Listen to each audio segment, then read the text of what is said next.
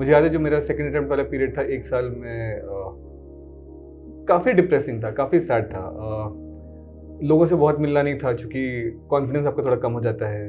वो Covid period था, मैं लिटरली हज़ारीबाग में घर पे था। तो कहीं न कहीं घर में ही कन्फाइंड था। कुछ फैमिली फंक्शन वगैरह भी अगर होते थे तो बहुत नहीं जाता था। तो कहीं न कहीं खुद को आप रिस्ट्रिक्ट कर लेते हो कि आप कहीं जाओगे कोई पूछेगा कि क्या कर रहे हो? क्या कर रहे हो आजकल? कहाँ खड़े हो? क्या चल रहा है आगे? कब तक होगा? कब तक करोगे? रांची अपडेट्स एक सोशल मीडिया प्लेटफॉर्म है। सोशल मीडिया अभी कुछ दिनों से ज़्यादा चर्चा में हो गया है। कुछ ऐसे इश्यूज उठे हैं, आपको भी पता होगा, एक इन्फ्लुएंसर केस में एक प्रोग्राम को लेकर कि एक सेंसरशिप होना चाहिए सोशल मीडिया पर भी। इस पे आपका क्या व्यू है? देखिए, पहले तो मैं रांची अपडेट्स को बधाई देना चाहूँगा कि आप लोग न सिर्फ ग्रो कर रहे हैं बल्कि एथिकली ग्रो कर रहे हैं और आपका कंटेंट लगातार मतलब हम लोग को भी मतलब प्रोफेशनली भी पर्सनली भी अच्छा लगता है, मुझे फॉलो करते हैं। Look forward to what you have. वो इंस्टेंट सक्सेस या ओवरनाइट सक्सेस जैसी चीज़ नहीं होती। वो बस आई थिंक इसमें कहीं ना कहीं मीडिया और सोशल मीडिया का भी को भी ब्लेम लेना पड़ेगा कि हम लोग उसको ग्लोरीफाई करते हैं, उसको हम लोग सेलिब्रेट करते हैं, जबकि कोई भी सक्सेस है वो कहीं ना कहीं एक पॉइंट एक स्ट्रगल के बाद ही पहुंच पाते हैं। जैसे स्टॉक मार्केट में बोलते हैं, कोई भी आप जितना रिस्क रहेगा उतना ही रिवॉर्ड की पॉसिबिलिटी है। जहां आपने रिस्क कम किया वहां आपका रिटर्न की पॉसिबिलिटी भी कम हो जाता है। तो ये चीज़ सिर्फ स्टॉक मार्केट में नहीं तो जीवन में भी अप्लाई करती है। तो ये कहीं ना कहीं आप जल्दी स्टार्ट करते हैं तो उसका एडवांटेज तो होता है जी, लेकिन आप जल्दी स्टार्ट करते हैं तो कहीं ना कहीं आप जल्दी बर्नआउट भी हो सकते हैं। स्कूल में भी जब लाइब्रेरी वगैरह होती थी तो मेरा हर हफ्ते की कुछ किताबें फिक्स थी, मतलब खुद के नाम पे भी, दोस्तों के नाम पे भी। एंड मेरे लिए वो एक तरह से स्ट्रेस बस्टर था। या 24/7 अगर आप एक ही काम करते रहोगे तो आप बोर होगे, आप बर्नआउट होगे, आप कहीं ना कहीं एक मेंटल ब्लॉक हिट करोगे। तो अगर मैं खोटा की बात करता, मुझे जेन्युइनली याद नहीं कभी मैंने 12 घंटे या 14 घंटे पढ़ाई की, नहीं किया। लेकिन जब पढ़ा तब उस समय मतलब उस समय कुछ और नहीं किया। राइट, मेरे कुछ फ्रेंड्स थे, हम लोग क्रिकेट खेलते थे। हजारीबाग में गांधी मैदान है, हम लोग वहाँ पे मैचेस खेलते थे। और उस समय 11 लोगों की टीम होती थी, तो 5 रुपये पर पर्सन, मतलब 55 रुपये का वो मैच होता था। और हम लोगों ने उस समय इतने मैच जीते थे कि हम लोग एक क्रिकेट बैट उससे खरीद लिया था। आपको मौके जीवन में मिलते रहते हैं, लेकिन बहुत हम लोग खुद भी एक हवा बना के बैठे होते हैं और उसको ले नहीं पाते हैं। बचपन से कभी भी नाचने में का मुझे मतलब शौक नहीं था।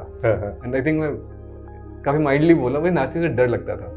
मेरे घर में भी शादी वादी होती थी तो मैं कभी बारात में नहीं नाचा था, मैं इतना शाय बच्चा था। वो 1 साल में बैंगलोर को काफ़ी करीब से देखा, बहुत सी चीज़ें वहाँ भी करी और मैं थोड़ा एक्टिव वहाँ पे भी था। एक ऑक्सफैम का इवेंट था, उसके लिए हम लोगों ने 2.5 लाख रुपए रेज किए थे और 100 किलोमीटर वॉक किया था।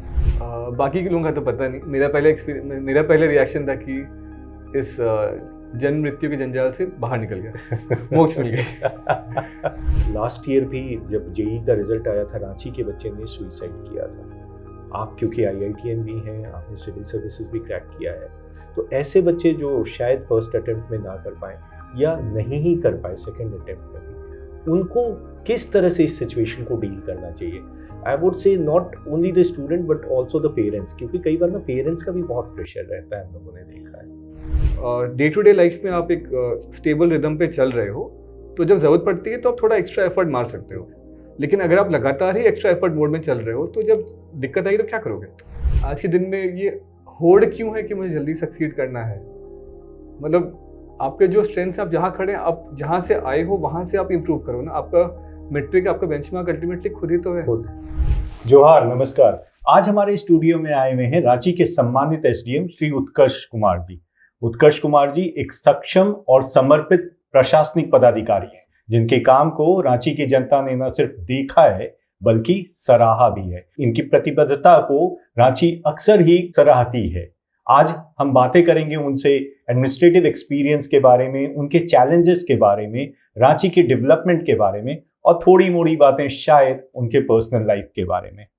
तो चलिए ज्यादा देर नहीं करते हैं और बातें करते हैं श्री उत्कर्ष कुमार से। जोहार सर, नमस्कार। बहुत बहुत स्वागत है आपका हमारे स्टूडियो में। थैंक यू सर, आपने टाइम दिया हमें। नमस्कार केदान जी, बहुत बहुत धन्यवाद आपको। सभी को नमस्कार, सभी को जोहार। सर, आपका शेड्यूल बहुत बिजी रहता होगा, ये हमें पता है, और आपने जो टाइम दिया इसलिए ज़्यादा देर नहीं करेंगे और सीधे सवालों पर आपसे जाते हैं जो हमने सोचा था कि आप आएंगे तो पूछेंगे। आपको भी बहुत धन्यवाद, आप लोग भी लेट आवर्स काम कर रहे हैं। Thank you for making this space, thank you for giving me this platform. It's our pleasure sir.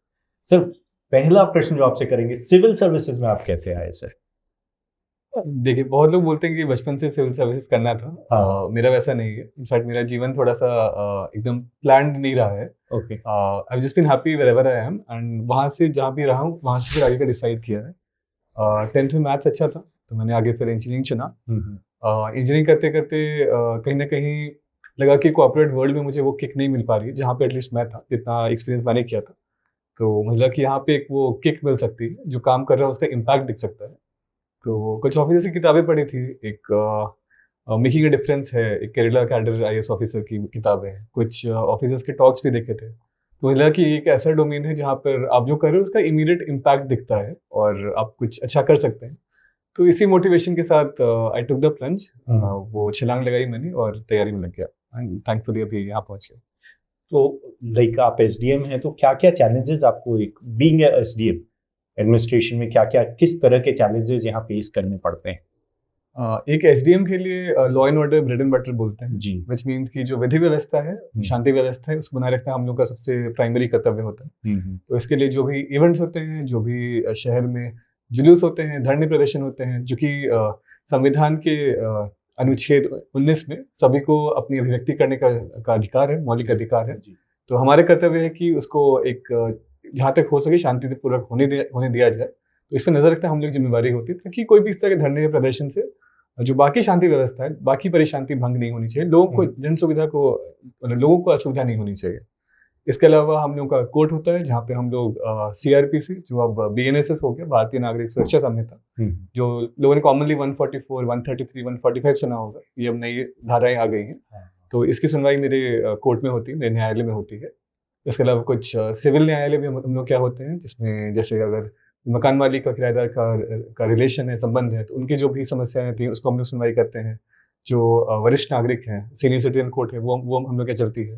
बाकी इसके अलावा अनुमंडल स्तर पे एक तरह से बहुत सी चीज़ों का नोडल, बहुत सी चीज़ों का हम लोग एज एन SDM उसको हम लोग करवाते हैं, कोऑर्डिनेट करते हैं। बहुत सारे सरकारी कार्यक्रम होते हैं, बहुत सारे VIP विजिट्स होते हैं। इस साल इलेक्शंस हो गए, तो इन सब में कहीं ना कहीं एक नोडल के रूप में बहुत सारे हम लोग को जो लीगल रिस्पॉन्सिबिलिटीज हैं और जो एडमिनिस्ट्रेटिव रिस्पॉन्सिबिलिटीज हैं, इन सब का हम लोग कार्यान्वयन करते हैं। तो जैसे आपने कहा कि लॉ एंड ऑर्डर देखना होता है और जन सुविधा, मतलब जनता को परेशानी नहीं हो किसी भी तरह से, ये आप लोग देखते हैं। जनता की क्या भागीदारी रहती है इसमें? आप जैसे हम लोगों ने सुना है गुड गवर्नेंस के लिए पब्लिक की भी उतनी ही भागीदारी चाहिए, इस पर आप क्या कहेंगे कि जनता को कितना भागीदार होना चाहिए अच्छे कामों के लिए? देखिए, लॉ एंड ऑर्डर तो अल्टीमेटली एक सॉवरेन फंक्शन है, विच मीन्स कि इसका गवर्नमेंट को ही या प्रशासन को ही मतलब सबसे फॉरमोस्ट प्राइमरी रिस्पॉन्सिबिलिटी है। ये एक ऐसी चीज़ है जिसके लिए हम लोग जनता पे बहुत डिपेंडेंट नहीं हो सकते हैं। जितना सहयोग मिल सकता है उतना अच्छा होता है। और रांची में फॉर एग्जाम्पल अगर मान लीजिए कोई भी आयोजन हो रहा है, कोई भी जुलूस निकल रहा है, कोई भी रैली निकल रही है, कोई धरना हो रहा है, तो वी मेक श्योर कि अगर कुछ भी क्लैश होने की संभावना है, कोई दिक्कत होने की संभावना है, तो उसको पहले से डायलॉग के थ्रू देख लें। जैसे बीच में इलेक्शंस हो रहे थे, विधानसभा इलेक्शन की काउंटिंग के टाइम पे एक सिख कम्युनिटी का एक प्रकाश पर्व था जी, तो लोगों ने स्वतः ही उसको एक दिन पोस्टपोन कर दिया। तो इस तरह से सिविल सोसाइटी काफी एक्टिव है। इस तरह से मीडिया का भी अपना रोल है कि आप कितना आप किसी भी न्यूज़ को क्या स्पिन देते हैं जी, आप किस तरह से उसको आगे ले जाते हैं। तो इन चीज़ों में सिविल सोसाइटी या मीडिया का बहुत बड़ा रोल रहता है। लेकिन अल्टीमेटली जिम्मेवारी तो प्रशासन की ही होती है। कुछ भी अगर गलत होता है तो उसमें तो प्रशासन को ही जवाबदेही सेट होती है। हमने जब बात शुरू की, आपने बताया कि आपने इंजीनियरिंग की है। आप बताएंगे आपने कहाँ से इंजीनियरिंग की और किस ब्रांच, मतलब कौन सा स्ट्रीम था आपका इंजीनियरिंग का? मैं 10th तक हजारीबाग में था। मैंने DV हजारीबाग से 10th किया है जी। मैथ्स में अच्छा लगता था, तो मेरी एक मैम थी, नीता मैम, उन्होंने बोला कि उत्कर्ष में तो मैथ्स अच्छा लगता है, तो तुम JEE की तैयारी क्यों नहीं करते? तो वहाँ से मुझे लगा कि चलो ठीक है, ये भी कर सकते हैं। मैं स्टार्टिंग में 2 महीने रांची में भी था, फिर मुझे लगा कि कुछ बेटर कंपटीशन मिल सकता है, तो इसलिए मैं कोटा चला गया था। तो मैंने 2 साल तैयारी कोटा से करी है और थैंकफुली अच्छा रहा। तो फिर IIT मुंबई गया मैं, वहाँ मैंने B.Tech किया है। 2017 में पास आउट हूँ मैं कंप्यूटर साइंस से। नौकरी भी लगी थी, 1 साल नौकरी की मैंने वहाँ पे, और फिर जैसे मैंने बताया थोड़ा मन कम लगा वहाँ पे, तो फिर एक छलांग लगा के फिर इधर पहुँच गया। तो आप कोटा भी आपने बताया, कोटा के बारे में हम लोग बहुत सुनते हैं, इनफैक्ट लेटली काफ़ी सुइसाइड वगैरह के भी न्यूज़ आ रहे हैं। कैसा होता है वहाँ स्टूडेंट्स का लाइफ? क्या बहुत डिफिकल्ट है, बहुत कंपटीशन है? कोटा एक परफेक्ट एग्जांपल है एब्सोल्यूट मेरिटोक्रेसी का। जहाँ पर आपके लिविंग स्टैंडर्ड्स, आपको कैसे ट्रीट किया जाता है, आपका सोशल स्टैंडर्ड, ये सब चीज़ें आपकी सिंपल एकेडमिक परफॉर्मेंस वो एक टेस्ट के आपका जो अंक होता है उसके आधार पे होता है। तो ऑब्वियसली हम लोग समझते हैं कि सारे परिवार इक्वल नहीं होते हैं, सारे लोगों का जो बैकग्राउंड है वो बराबर नहीं होता है। तो कोई भी बच्चा जब वहाँ जाता है जी। तो इन अ वे आपको वो खुद की जगह ढूँढने में स्ट्रगल तो होता है। जो लोग थोड़े आगे निकल जाते हैं उनके लिए आगे का रास्ता आसान हो जाता है, चूँकि उनको बेस्ट रिसोर्सेज़ मिलते हैं, वो एक इनर कॉन्फिडेंस बूस्ट भी मिलता है। लेकिन जो लोग थोड़ा स्ट्रगल कर रहे होते हैं उनके लिए आसान नहीं होता है। और नॉर्मली लोग क्लास 10th के बाद बाहर जाते हैं, तो it's a very vulnerable phase. उस समय आप बहुत ईज़िली डिस्ट्रैक्ट भी हो सकते हैं, उस समय आप बहुत ईज़िली मिसगाइड भी हो सकते हैं। एंड जब उतनी इंडिपेंडेंस मिलती है तो मैंने भी कुछ दोस्तों को देखा है जो ड्रग्स में या कुछ और अब्यूज़ में, किसी तरह के एडिक्शन में वो रास्ता भटक जाना बहुत आसान होता है वहाँ पर। तो इस समय में मतलब इट्स अ ट्रू टेस्ट, ये सही मायने में आपका टेस्ट है कि आपकी अभी तक की परवरिश कैसी रही है, आपका कहीं न कहीं आपका मेंटल मेकअप कैसा है, कहीं न कहीं आपका अभी तक का बैकग्राउंड कैसा रहा है। उस मायने में खुद को काफ़ी फॉर्च्यूनेट मानता हूँ कि चीज़ें थोड़ी आसानी से वहाँ हो गई। लेकिन मतलब इट्स एन एब्सोल्यूट टेस्ट, मतलब आप अगर उतना बड़ा रिस्क ले सकते हैं, आपका रिवॉर्ड काफ़ी अच्छा है। मतलब अगर आप किसी अच्छे कॉलेज में जाते हैं तो उसका फ़ायदा काफ़ी रहता है। आपके आगे के जीवन के लिए बहुत सारी चीज़ें सिम्प्लीफाई हो जाती हैं। एक फ्लोर आ जाता है कि इसके नीचे तो नहीं गिर सकते हैं। लेकिन ऑफ कोर्स उस रिवॉर्ड के लिए थोड़ा रिस्क लेना पड़ता है। जैसे स्टॉक मार्केट में बोलते हैं, कोई भी आप जितना रिस्क रहेगा उतना ही रिवॉर्ड की पॉसिबिलिटी है। जहाँ आपने रिस्क कम किया वहाँ आपका रिटर्न की पॉसिबिलिटी भी कम हो जाता है। तो ये चीज़ सिर्फ स्टॉक मार्केट में नहीं तो जीवन में भी अप्लाई करती है। तो मतलब कोई भी है तो उनको ये असेस करना इम्पोर्टेंट है कि आप कितना रिस्क ले सकते हैं, कितनी आपकी रिस्क एपेटाइट है, और उसी हिसाब से आगे मतलब प्लान करना चाहिए। आपने बताया कि तो पहले से आपने आईआईटी भी नहीं प्लान किया था, शायद 10th में आपकी टीचर ने कहा कि मैथ्स अच्छा है तो यू कैन ट्राई इट। तो जनरली क्या होता है ना, आजकल जो देख रहे हैं हम लोग कि आईआईटी का प्रेशर बच्चों पे 7th 8th से ही आने लगता है। वो कोई इंस्टीट्यूट पेरेंट्स ज्वाइन करवा देते हैं कि आईआईटी की प्रिपरेशन करेगा। आपने कब प्रिपरेशन शुरू किया और कितने घंटे आप पढ़ते थे आईआईटी के लिए? ये ट्रेंड है, ये ट्रेंड मैं भी देख रहा हूँ। और देख, कहीं ना कहीं आप जल्दी स्टार्ट करते हैं तो उसका एडवांटेज तो होता है जी। लेकिन आप जल्दी स्टार्ट करते हैं तो कहीं ना कहीं आप जल्दी बर्नआउट भी हो सकते हैं। ये बर्नआउट काफ़ी रियल है। और सभी का एक प्रेशर सहने की कैपेसिटी होती है, और वो प्रेशर सहने की कैपेसिटी कहीं ना कहीं डेफिनेटली एज और मैच्योरिटी के साथ बढ़ती है। तो अगर बहुत जल्दी बहुत प्रेशर बढ़ जाता है तो हो सकता है कुछ टूट सकता है, कुछ चीज़ें गलत हो सकती हैं। मेरे केस में आई वॉज फॉर्चुनेट कि माई पेरेंट्स ऑलवेज गाइडेड मी, उन्होंने हमेशा मेरा मार्गदर्शन किया है। लेकिन कभी वो प्रेशर मुझे नहीं फील हुआ। जैसे स्कूल में भी मैं लगभग टॉप 5 टॉप 10 में रहता था, लेकिन कभी वो होड़ नहीं थी कि नहीं फर्स्ट मतलब फर्स्ट आना है, मतलब हाईएस्ट आना है तो हाईएस्ट आना है। प्रेशर नहीं रहा, वो प्रेशर नहीं था। तो जब प्रेशर नहीं था तो बहुत चीज़ें आप खुल के देख पाते हो, एक्सप्लोर कर पाते हो, अपनी इच्छा अनुसार कर पाते हो। जैसे मैं बहुत एविड बुक रीडर हूँ, मैं किताबें बहुत पढ़ता हूँ। तो लाइक स्कूल में भी जब लाइब्रेरी वगैरह होती थी तो मेरा हर हफ्ते की कुछ किताबें फिक्स थी, मतलब खुद के नाम पे भी, दोस्तों के नाम पे भी। एंड मेरे लिए वो एक तरह से स्ट्रेस बस्टर था, या मतलब वो मैं अपनी इच्छा से करता था। एंड आप भी शायद अग्री करोगे कि जो चीज़ आप अपनी इच्छा से करते हो उसमें एक्सेल कर, वो आपको काम नहीं लगता है, वो आपको बोझ नहीं लगता है, फिर वो आप खुद ही उसमें मतलब रम जाते हो। एग्जैक्टली। तो वो था। एंड कहीं ना कहीं कुछ पजल्स वगैरह के लेकर के डेफिनेटली इंक्लिनेशन था। मेरी माँ उस समय टीचर्स एग्जाम की तैयारी कर रही थी। मतलब मेरी माँ शुरू में प्राइमरी स्कूल में थी, फिर हम जब स्कूल में थे उसी टाइम पर उन्होंने मिडिल स्कूल का एग्जाम निकाला। और बाद में जब मैं कोटा में था उस समय 2011 के बाद आसपास मम्मी ने फिर +2 का एग्जाम निकाला था। तो मम्मी की जो प्रिपरेशन होती थी उसमें mental ability, logical reasoning, assertion reasoning, सारी चीजें होती थी। तो मैं भी आउट ऑफ क्यूरियोसिटी वो चीजें देखते रहता था। तो कहीं ना कहीं डेफिनेटली एक वो इंक्लिनेशन आ जाता है कि कोई प्रॉब्लम का क्या सोल्यूशन है वगैरह। तो आई थिंक जानबूझ के तो नहीं, लेकिन कुछ बेसिक्स सही सेट हो गए थे। तो क्लास 10th में भी मेरा कभी ऐसा था नहीं कि जेई करना है, लेकिन जो कि बहुत सारी फाउंडेशनल चीजें सही थी। तो जब जेई करने का डिसीजन लिया तो आगे का रास्ता मतलब ऑटोमेटिकली आता चला गया, कहीं पे मतलब बहुत एक्सर्ट नहीं करना पड़ा। मैं कोटा की बात करता हूँ तो हाँ, पढ़ना पड़ता है, समय देना पड़ता है। बट मुझे नहीं याद है कि मैं कभी 12 या 12:30 से लेट सोता था, या कभी इवन 7 बजे से पहले उठता था। मतलब काफी नॉर्मल लाइफस्टाइल थी, लेकिन बैलेंस्ड और एक कॉन्शियस लाइफस्टाइल थी कि हाँ, जो गोल्स अभी तक हैं वो गोल्स खत्म करने हैं, जो भी अभी तक की पढ़ाई हुई है उसका रिविजन स्वतः करना है, वो जिम्मेवारी मेरी है। जो भी क्लास में पढ़ चुके हैं उसका डाउट क्लियरिंग मेरी जिम्मेवारी है। जो भी क्वेश्चंस वगैरह हैं, जो भी असाइनमेंट्स वगैरह हैं, वो सब जिम्मेवारी मेरी है। वो समय मुझे निकाल के करना है, और एक बार वो जिम्मेवारी जहाँ पे मैंने निभा ली, फिर बाकी टाइम मेरा खुद का होता था। तो कोटा में भी जो लोग कोटा में रहे रिलेट कर पाएंगे, वहाँ पे एक ठेला में सेकंड हैंड किताबें रखी रहती हैं। और वो आप दिन का 10% जो कॉस्ट है उसका, वो रेंट दे करके ले सकते हैं। तो अगर कोई 250 रुपए की किताब है तो आप दिन का 25 रुपए रेंट दे करके उसे ले सकते हैं। तो एज अ स्टूडेंट बहुत बहुत अफोर्डेबल है। तो मेरा वीकेंड का फिक्स था, वहाँ पे भी 2-3 किताबें मैं लेके आऊंगा। और मतलब संडे को हम लोग टेस्ट होता है, लोग कोटा में थे, उनको पता होगा संडे को कोटा में टेस्ट होता है। एंड उसके बाद आप रिलेटिवली फ्री हो तो लोग मॉल जाते हैं, लोग सिनेमा देखते हैं, लोग दोस्तों के साथ हैंग आउट करते हैं। मैंने वो सब भी किया है, साथ में किताबें भी पढ़ी थी। तो अगर आप अपनी जिम्मेवारी निभा लेते हो तो बाकी काम आपको हो जाता है। और वो एक डिस्ट्रैक्शन या वो एक सेकेंडरी एंगेजमेंट बहुत इंपॉर्टेंट है, ताकि जब आप वापस अपने मेन काम पे आओ तो फुल फोकस से कर सको। कोई भी चीज अगर आप 24/7 अगर आप एक ही काम करते रहोगे तो आप बोर होगे, आप बर्नआउट होगे, आप कहीं ना कहीं एक मेंटल ब्लॉक हिट करोगे। तो अगर कोटा की बात करता, मुझे जनरली याद नहीं कभी मैंने 12 घंटे या 14 घंटे पढ़ाई की, नहीं किया। लेकिन जब पढ़ा तब उस समय मतलब उस समय कुछ और नहीं किया, राइट।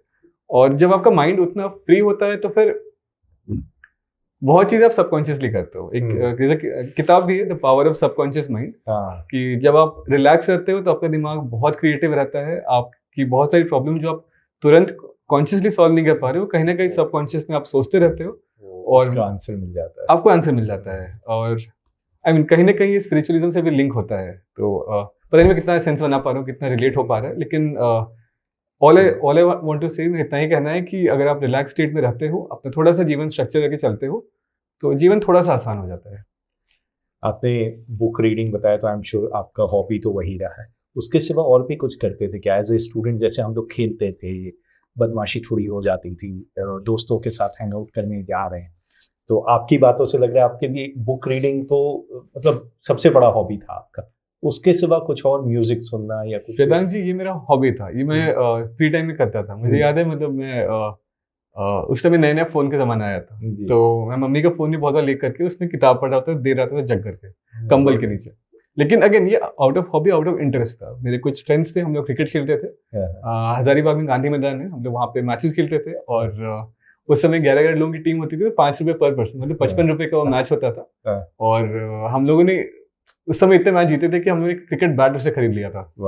तो ये सब चीजें थी, दोस्तों के साथ घूमते थे, डिज्नीलैंड वगैरह जो भी समय मेले लगते थे वो सभी किया है। मतलब झील घुमाए वहाँ पर। इनफैक्ट अगर आप हॉबीज की बात करते हैं तो मुझे लगता है कहीं ना कहीं मेरे हॉबीज मैंने कॉलेज जाने के बाद एक्सप्लोर किए हैं। पहले पढ़ता था बट दैट वाज इट। कहीं ना कहीं स्कूल वगैरह आपकी दुनिया थोड़ी सीमित रह जाती है। आज के ज़माने में अपॉर्चुनिटीज ज़्यादा हैं। आप स्कूल में भी हैं तो आपको स्कूल में एक्सपोजर मिलता है, सोशल मीडिया है, आपको मतलब बहुत सी तरह की चीज़ों में आज का जनरेशन ज़्यादा जागरूक है कंपेयर टू हम लोग जहाँ पे थे। स्कूल्स भी आजकल ज़्यादा कॉन्शियस हैं, ज़्यादा पुश करते हैं कि आप स्टेज पे जाओ, जो आपका जो भी इंटरेस्ट आप उसको परफॉर्म करो, स्पोर्ट्स वगैरह खेलो। मुझे ये सारी अपॉर्चुनिटीज कॉलेज आने के बाद ही मिले थे। एंड उसके बाद किया मैंने। मैं माउंटेनिंग वगैरह में थोड़ा इंटरेस्ट मेरा वहाँ से आया था। अच्छा। मैंने एक माउंटेनिंग कैंप किया था कॉलेज के टाइम पे, 1 महीने का। कहाँ गए थे आप? हम लोग मनाली गए थे, वहाँ पे अटल बिहारी मतलब वाजपेयी IIT मुंबई की तरफ। हाँ, तो हम लोग कॉलेज से जाने का ट्रेडिशन था, तो जब मौका मिला तो नहीं बोला चलते हैं, कुछ करते हैं अलग हट करके। पढ़ाने का शौक था तो कॉलेज फर्स्ट टाइम पढ़ाने का मौका मिला। और एज अ स्टूडेंट कुछ भी स्टाइपेंड बहुत होता है। तो IIT में हम लोग को टीचिंग असिस्टेंट बनने पे महीने का 6,000 रुपये मिलता था, जो कि एज अ स्टूडेंट आपके मतलब काफी खर्चे उससे निकल जाते हैं। तो कुछ ना कुछ मतलब आई थिंक जहाँ जहाँ जैसे मौका मिलते गया वो टेकअप करते गया। अब मतलब I think lot of people will agree कि आपको मौके जीवन में मिलते रहते हैं, लेकिन बहुत बार हम लोग खुद भी एक हवा बना के बैठे होते हैं और उसको ले नहीं पाते हैं।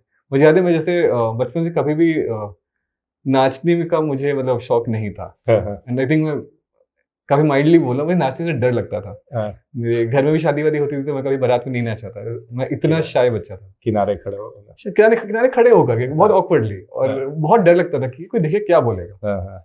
फिर कॉलेज में गणपति फेस्टिवल था, गणपति विसर्जन था, तो उस समय लोग पूरा हुजूम में नाच रहे हैं और अपने जैसे लोग हैं। तो फिर एक रिस्क लिया, एक वो मतलब बाहर आने की कोशिश करी, और अच्छा रहा। लबासना गया मसूरी में, तो वहाँ भी मैं 3 बार स्टेज पे नाचा हूँ। अरे वाह! जो शाही बच्चा था। तो मतलब आईआईटी में जाके वो फ़ियर भी आपका दूर हो गया। हाँ, तो आप अगर मतलब आपको जीवन में अपॉर्चुनिटीज़ मिलते रहते हैं। अभी आपके ऊपर है, आप कितना उसको उठाते हैं, उसका क्या करते हैं। तो ये आपने ये तो बताया कि वो फ़ियर, डांस वाला फ़ियर भी आपका दूर हो गया वहाँ से। अदरवाइज़ लाइक हज़ारीबाग एक छोटा शहर, मुंबई बहुत बड़ा शहर, कितना चेंज लगा जाकर? डेफ़िनेटली इस बीच आप कोटा भी गए थे, बट फिर भी एक चेंज होता है ना जब हम लोग छोटे शहर से जब बच्चा बाहर जाता है ना, थोड़ा डरता भी है, थोड़ा एटमॉस्फेयर से डरता है, थोड़ा वहाँ के लोगों से मिलने में उसे डर लगता है क्योंकि होता है क्या है, जैसे मैं अपनी बात भी करूँ, जब एज ए स्टूडेंट मैं दिल्ली गया था तो मेरे को लगा यहाँ के लोग मेरे से 5 साल आगे हैं। तो वो चीज़ शायद आपने भी मतलब वहाँ जाके लगा हो, तो इसको आपने कैसे डील किया फिर? नई जगह में डेफिनेटली नई चैलेंजेस होते हैं, बट नए एक्सपीरियंस का भी स्कोप रहता है। और अगेन आपका अभी तक का जीवन कैसा रहा है उससे आगे बहुत चीज़ें डिपेंड करती है। अगर आप अभी तक थोड़ा भी अच्छा कर रहे हैं, थोड़ा मेहनत कर रहे हैं, तो आपको वो रहता है कि कुछ नया भी है तो हाँ ठीक है, मतलब देख लेंगे, कर लेंगे, हो जाएगा। तो कॉलेज भी जब गया था तो college can be overwhelming. College काफ़ी नया, काफ़ी बहुत ज़्यादा फ्रीडम मिलती है, आपके पास करने को बहुत कुछ होता है। मतलब मेरे फर्स्ट टाइम मैंने देखा था कि इतने क्लब्स हैं, इतने ऑर्गेनाइजेशंस हैं, इतना बड़ा शहर है घूमने के लिए, इतना कुछ है देखने के लिए। ऑब्वियसली मुंबई है, मरीन ड्राइव है, कॉलेज का पूरा क्राउड है, कॉलेज फेस्टिवल्स हैं, मतलब बहुत कुछ है करने को, इतनी फ्रीडम। और कहीं न कहीं कोटा में आपका एकदम डिफाइंड गोल होता है कि नहीं, मतलब 2 साल बाद ये एग्ज़ाम है, ये इम्पोर्टेंट है। तो आपका एक तरह से वो प्राइमरी मोटिव हो जाता है। फिर आप कॉलेज जाते हो, कहीं न कहीं आपको बहुत सारी चीज़ें एक साथ ओपन हो जाती हैं। आपके खुद के इंटरेस्ट हो गए, आपके एकेडमिक्स हो गए, आपके फ्रेंडशिप्स हो गए, आपके और भी पर्सनल जो भी इंटरेस्ट्स हैं, आपका प्रोफेशनल इंटरेस्ट है। तो उन सबको बैलेंस कर पाना डेफिनिटली मुश्किल होता है। एंड मतलब मैंने बहुत, आई वुड नॉट से परफेक्टली किया है। इन हाइंडसाइट बहुत सारे वो मेरे भी हैं कि इसको और अच्छे से कर सकता था। लेकिन जहाँ भी रहा, जो भी रहा, उसको अच्छे से करने की कोशिश करी। तो आई थिंक उतना ही मेरा टेक अवे है इससे। सर आपने बताया कि आईआईटी के बाद आपने 1 साल जॉब भी किया, तो वो किस तरह का जॉब था? मेरी जॉब बैंगलोर के एक इन्वेस्टमेंट फर्म गोल्डमैन सैक्स में लगी थी, और 1 साल मैंने वहाँ जॉब किया था। एंड फाइनेंस और एनालिटिक्स का मिक्स था। ओके। तो थोड़ा फाइनेंस नॉलेज, थोड़ा टेक्नोलॉजी नॉलेज। हम लोग कुछ नए एक्सेल में मॉडल्स बना रहे थे, उसकी टेस्टिंग फ्रेमवर्क बना रहे थे। एक्चुअली मॉडल्स नहीं बना रहे, मॉडल्स का टेस्टिंग फ्रेमवर्क बना रहे थे। और चूँकि जीएस अल्टीमेटली इन्वेस्टमेंट बैंक है, तो वो बहुत सारी सिक्योरिटीज़ को होल्ड करती है। कैसे उनका इन्वेंट्री रहता है। अच्छा। तो उस इन्वेंट्री का लगातार प्राइसिंग, लगातार रिस्क मैनेजमेंट, कि कितना रिस्क हो सकता है कि मार्केट मूव करता है। तो इन चीज़ों में हम लोग इन्वॉल्व थे। It is a great firm. अच्छा मतलब फाइनेंशियली भी था, अच्छा इन टर्म्स ऑफ चैलेंजेस भी था। लेकिन कहीं न कहीं मुझे लगता है वो कनेक्ट नहीं हो पा रहा था, क्योंकि मार्केट्स यूएस बेस्ड थे और डिस्टेंस काफ़ी ज़्यादा हो रहा था। तो अल्टीमेटली इसलिए फिर आई टूक अ लीव। लेकिन वो 1 साल में बैंगलोर को काफ़ी करीब से देखा। बहुत सारी चीज़ें वहाँ भी करी, और मैं थोड़ा एक्टिव वहाँ पे भी था। एक ऑक्सफैम का इवेंट था, उसके लिए हम लोगों ने ₹2.5 लाख रेज़ किए थे, और 100 किलोमीटर वॉक किया था। 100 किलोमीटर आपने भी? हाँ, 29 घंटे हम लोग चले थे उसके लिए। Oh my God! इसी तरह से बोर्ड गेम्स में काफ़ी एक्टिव थे। तो मतलब it was a good social circle वहाँ पर, और आई थिंक एक अच्छा एक्सपीरियंस वहाँ पे 1 साल का रहा था मेरा। और ऑब्वियसली सेविंग्स थे, जिसके कारण फिर आगे तैयारी वगैरह कर सका। उतना पिंच नहीं किया। तो जब आपने बताया घर पे कि आप जॉब छोड़ेंगे और सिविल सर्विसेज की तैयारी करेंगे, तो घर पे क्या रिएक्शन था? घर वाले डेफ़िनेटली एग्री तो नहीं किए। हाँ। बट थैंकफुली मेरी फैमिली का सपोर्ट मुझे बहुत शुरू से रहा है, और वो बिलीफ कहीं न कहीं डेफ़िनेटली रहा है। तो इतना तो था कि चलिए ठीक है, अगर जॉब छोड़ भी रहे हैं अभी, कल को 3 साल बाद, 4 साल बाद अगर वापस जॉब लेना पड़ता है, तो अपॉर्च्युनिटीज़ है। आप कितना नीचे गिर सकते हो। तो इन अ वे आप जो आपके जीवन का जो भी कैपिटल होता है, आपने अभी तक क्या कमाया है, वो आपको रिस्क एपेटाइट देता है। अगर आपकी फाइनेंशियल सेविंग्स है अभी तक के, तो आपका फाइनेंशियल एपेटाइट अच्छा रहेगा। आप उतना इन्वेस्ट कर सकते हैं, उतना लोन ले सकते हैं, आपका क्रेडिट रेटिंग उतना अच्छा रहेगा। आपका सोशल कैपिटल जितना अच्छा है, उतना अच्छा आपके रिलेशनशिप्स रहेंगे, आप इतना उनसे मतलब एडवांटेज ले सकते हैं। आपका मतलब इस तरह से अलग-अलग स्फीयर्स में आपके कैपिटल होते हैं। तो उस सेंस में मेरा चूँकि प्रोफेशनल कैपिटल, फाइनेंशियल कैपिटल थोड़ा-सा था, तो फिर I could take that risk. हाँ, तो इवन दो पेरेंट्स बहुत खुश नहीं थे, बट उनका सपोर्ट लगातार था, एंड इसीलिए ये कर भी सका। तो जब फर्स्ट अटेम्प्ट में नहीं भी हुआ था, तो पेरेंट्स डिसहार्टेंड नहीं थे, फैमिली सपोर्ट लगातार था। मेरी एक्सटेंडेड फैमिली का बहुत क्रिटिकल रोल रहा है मेरे अपब्रिंगिंग में, चाहे वो कोटा जाने का डिसीजन हो, चाहे वो तैयारी हो। तो उस कारण मतलब एक सेकंड अटेम्प्ट लेने के लिए कुछ नहीं वैसे लगा मुझे। और जब हो गया तब कैसा रहा रिएक्शन सबका? बाकी के लोगों का तो पता नहीं, मेरा पहले रिएक्शन था कि इस जन्म मृत्यु के जंजाल से बाहर निकल गया, मोक्ष मिल गया। मतलब वापस तैयारी नहीं करनी पड़ेगी, वापस वो झंझट नहीं फील करना पड़ेगा, क्योंकि वो प्रेशर बहुत ज़्यादा होता है। जब आप किसी भी कॉम्पिटिटिव एग्जाम की तैयारी कर रहे होते हो, आपको अकेले को पता है कि आप कहाँ खड़े हो, आपको अकेले को पता है कि आपके क्या प्रोज हैं, क्या कौन से, क्या स्ट्रेंथ्स हैं, क्या वीकनेसेस है, कहाँ इंप्रूव करना है, क्या स्ट्रेटेजी है। और आपका इन्वेस्टमेंट सीधा 1 साल का है, तो ये भी नहीं है कि थोड़ा सा और, मतलब 1 साल एक बार में आपका इन्वेस्टमेंट जी। है। तो वो डिसीजन हर बार लेना कि कब तक करना है, कैसे करना है। एंड ये आपका 20 से जो पीरियड होता है, उस समय आपकी बाकी दोस्त कहीं ना कहीं जीवन में आगे बढ़ रहे होते हैं, चाहे फाइनेंशियली हो, चाहे इन टर्म्स ऑफ फैमिली हो, करियर हो, घर खरीदना है, गाड़ी खरीदना है। इट्स नॉट कि आपको तुरंत गाड़ी खरीदनी है, लेकिन यार जीवन आगे बढ़ना चाहिए। तो जब आपको अपनी जीवन की गाड़ी कहीं ना कहीं फंसती है, तो फिर आपको सवाल उठता है, आपको सेल्फ डाउट भी होता है, आपको लगता है कि क्या कर रहा हूँ, कैसे कर रहा हूँ। मुझे याद है जो मेरा सेकंड अटेम्प्ट वाला पीरियड था 1 साल में, काफ़ी डिप्रेसिंग था, काफ़ी सैड था। लोगों से बहुत मिलना नहीं था, चूँकि कॉन्फिडेंस आपका थोड़ा कम हो जाता है। वो कोविड पीरियड था, मैं लिटरली हज़ारीबाग में घर पे था। तो कहीं न कहीं घर में ही कन्फाइंड था। कुछ फैमिली फंक्शन वगैरह भी होते थे, तो बहुत नहीं जाता था। कहीं न कहीं खुद को रिस्ट्रिक्ट कर लेते हो कि आप कहीं जाओगे, कोई पूछेगा कि क्या कर रहे हो? क्या कर रहे हो आजकल? कहाँ खड़े हो? क्या चल रहा है आगे? कब तक होगा? कब तक करोगे? मतलब आप एक पॉइंट तक ही सवालों के जवाब दे सकते हो, और वो जवाब आप तब दे सकते हो जब जवाब आपके पास खुद हो। तो कहीं न कहीं आपके जीवन के जो सवाल हैं, इसका जवाब आपको खुद ही ढूँढना है। आपके पास अगर खुद जवाब होंगे तो बाकी कोई पूछेगा तो आपको उतना बॉदर नहीं करेगा। लेकिन आपके पास खुद जवाब नहीं होते, सामने कोई पूछ देता है, तो आप फिर हतप्रभ रह जाते हो, आप फिर निःशब्द रह जाते हो। तो था वो टफ पीरियड था, एंड देयर वर टाइम्स जब खुद को भी क्वेश्चन किया था, लेकिन थैंकफुली सब कुछ अच्छे से हो गया। तो रिजल्ट आया तो मेरा तो खैर ये रिएक्शन था, और मम्मी पापा तो खैर बहुत खुश थे, फैमिली वाले बहुत खुश थे, बहुत सारे कॉल्स आ रहे थे, बहुत कुछ चल रहा था उस टाइम पर। एंड उस समय ऑब्वियसली सबको लगता है कि यार ये तो बस समय की बात थी। और अब किसी से पूछेगा, तो किसी भी से पूछेगा जिसने रिजल्ट एग्जाम निकाला हो, उसका रिजल्ट अच्छा आया, तो वो यही कहेंगे कि लोग तो आके आपको कॉन्ग्रेचुलेट करते रहते हैं, लेकिन जो आपकी जर्नी रही है, जो आपका जैसे भी रहा है, जो भी स्ट्रगल्स हैं, जो भी सक्सेसेस हैं, वो तो आप ही सही मायने में जानते हो, जो आपके एकदम करीब भी हैं वही जानते हैं।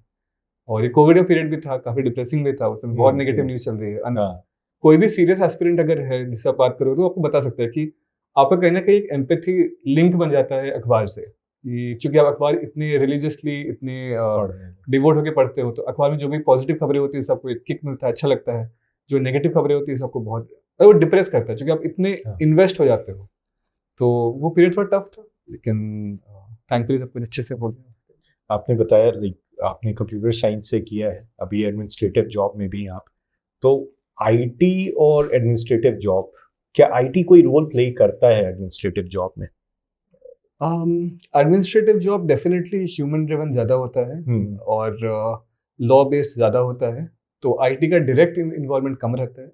लेकिन as a tool IT can play a lot of roles. जैसे अभी हम लोग अपने ऑफिस में एक क्रैश बना रहे हैं, तो उस क्रैश का क्या लेआउट होना चाहिए, कहाँ पे क्या रखना है, कैसे पार्टीशन वगैरह करना है, तो ये चीज़ें हम लोग टैबलेट पे ही एक सॉफ्टवेयर के थ्रू डिज़ाइन करें।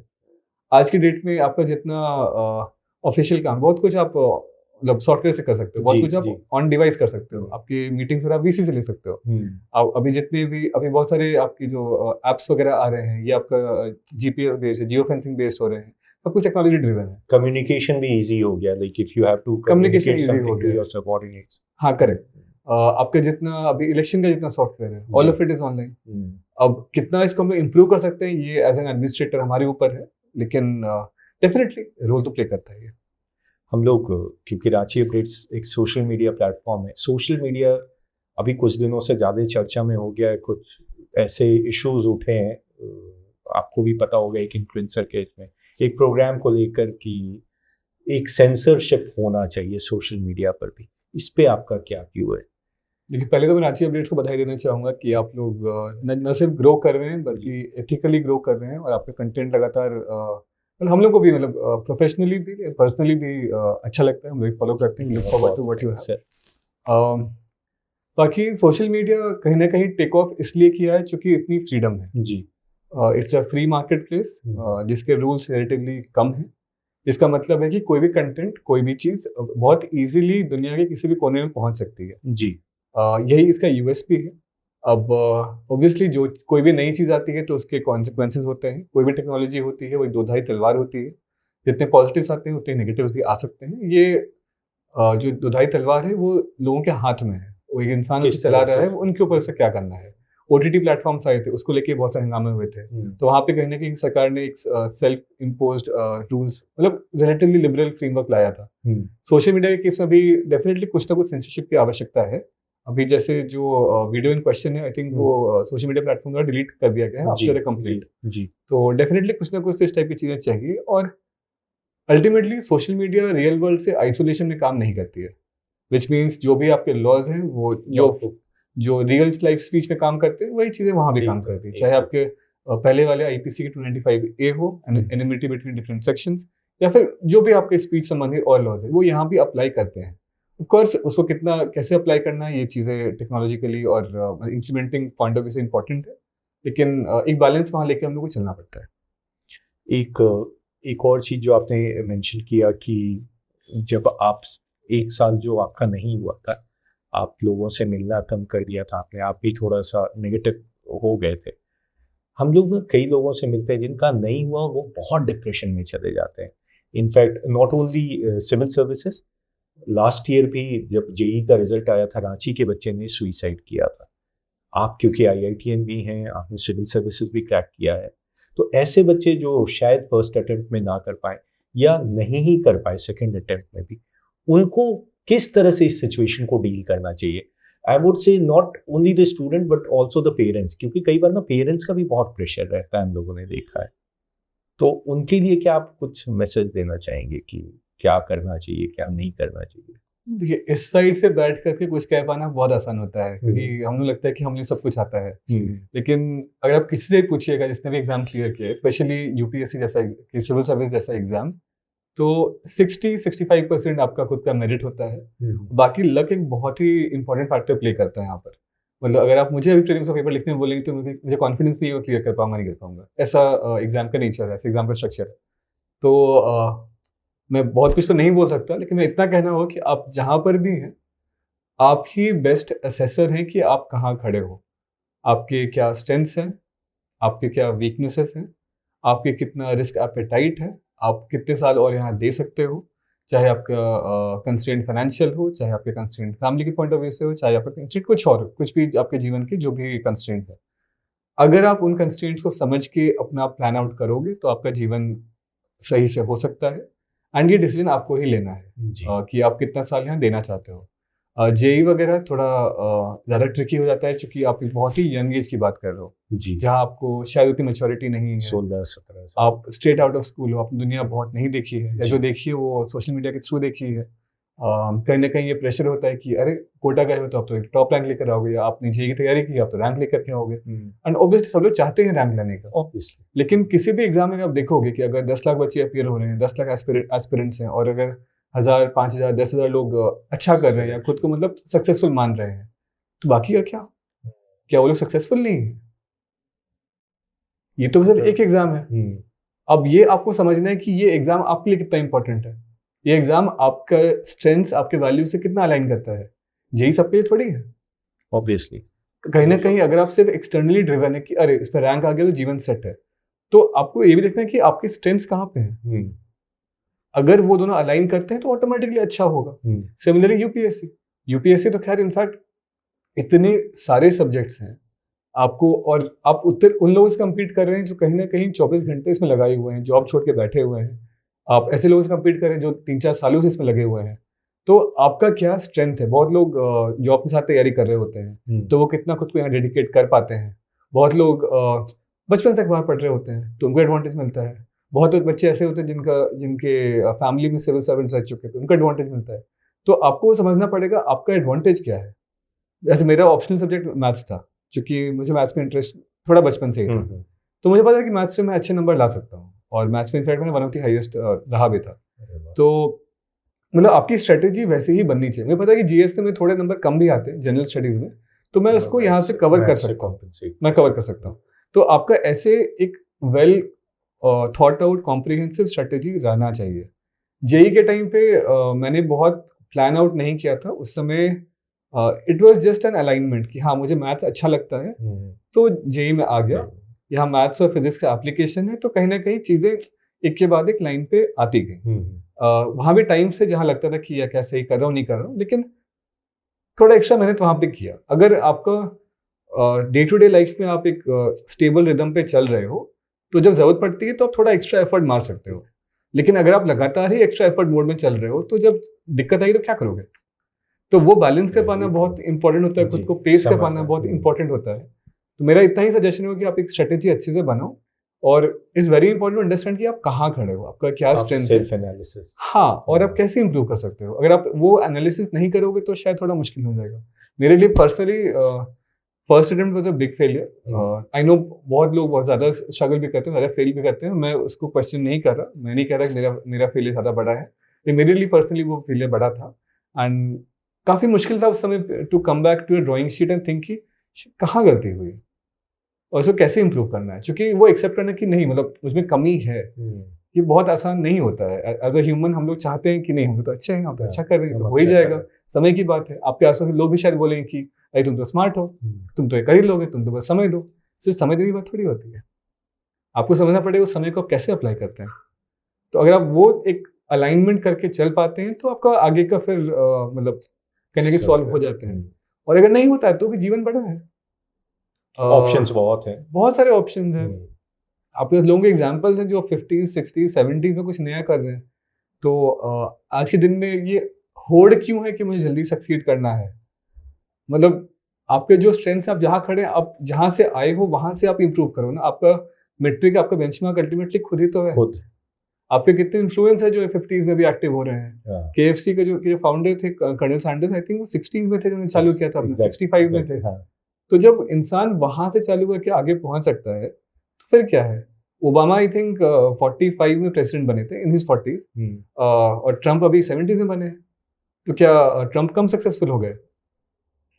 तो बहुत सारे ऐसे गए, लाइक बहुत सारे ड्रॉपआउट्स जो सक्सेसफुल रहे, बिल गेट्स हुए, या हम लोग जब ह्यूलेट पैकर्ड की भी बात करते हैं, वो गराज से उन्होंने स्टार्ट किया और कहाँ पहुंचे वो। तो जब लोग नथिंग से स्टार्ट करके यहाँ पहुंच सकते हैं, तो मतलब आई थिंक आज की डेट में तो अपॉर्चुनिटीज काफी हैं। वो इंस्टेंट सक्सेस या ओवरनाइट सक्सेस जैसी चीज नहीं होती। वो बस आई थिंक इसमें कहना कि मीडिया और सोशल मीडिया का भी को भी ब्लेम लेना पड़ेगा कि हम लोग उसको ग्लोरीफाई करते हैं, उसको हम लोग सेलिब्रेट करते हैं, जबकि कोई भी सक्सेस है वो कहीं ना कहीं एक पॉइंट, एक स्ट्रगल के बाद ही पहुंच पाते हैं। सिमिलरली आप आईआईटी से बात करेंगे तो करोड़ों का पैकेज ग्लोरीफाई होता है, लेकिन क्या क्या मीडिया ये रिपोर्ट करती है कि अगर 1000 का बैच है तो उसमें से शायद 10 को या 20 को वैसे मिल रहे हैं, बाकी लोग भी तो हैं जो कहने के जीवन में बहुत अच्छा कर रहे हैं। तो आप जैसे एक्सपेक्टेशन बिल्ड करते हो खुद के और फैमिली के, आप उसी हिसाब से फिर उसको मीट करते हो या फेल करते हो, और फिर आपका आगे का वो रहता है। ये तो हो गया सर सिविल सर्विसेज आईआईटी की बात। आप रांची में इतने दिनों से हैं, रांची को अगर आपको रांची में कुछ और चेंज करना हो, या ये कहें कि 5 साल बाद आप रांची में क्या देखना चाहते हैं, रांची में क्या पोटेंशियल दिखता है आपको?